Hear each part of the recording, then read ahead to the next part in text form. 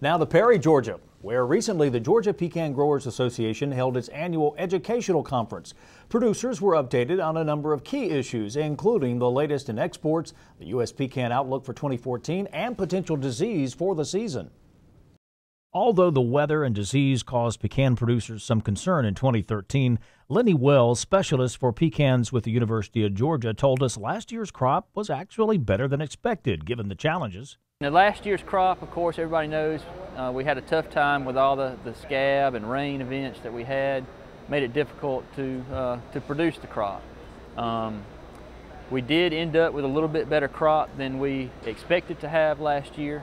Going forward this year, it's kind of difficult to say. You know, looking back, the last years we had conditions like this. We didn't come back the next year with that great of a crop, but we've made a lot of improvements over the last 10 years since we had this problem last time. So I'm hopeful that you know, maybe we won't see quite the drop-off that we saw from 2003 to 2004. Hopefully we won't see that drop-off from 2013 to 14.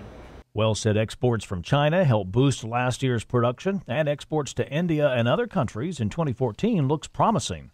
China continues to be the driving force in the export market. The timing of their new year always plays a big role in when you have to get that crop to market. And we don't want to rely solely on China. We're also doing a lot of work in India, Europe, and a lot of other countries to try to you know, put the word out on pecans worldwide. Also during this year's sessions, Mike Adams with the Texas Pecan Commission, representing the U.S. Pecan Council, told Georgia producers that the time is right to consolidate efforts to market the pecan in the United States.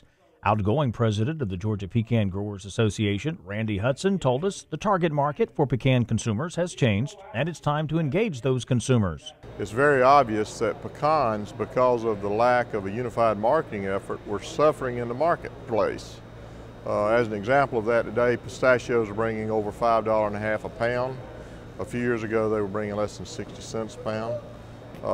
Almonds and walnuts are today priced equally with pecans, even though they're producing 1 billion to 2 billion pounds a year, and we're still producing in a neighborhood of 300 million pounds annually.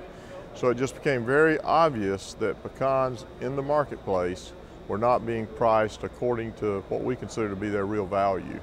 Hudson admitted any marketing campaign would take a significant amount of money to reach the target audience in the United States. We're going to need somewhere between $8 to $10 million to do an effective national marketing effort. Leadership of the Pecan Council feels confident that the majority of pecan producers support these marketing efforts. And I think if we had a vote today, a significant acreage of this country would support this marketing effort.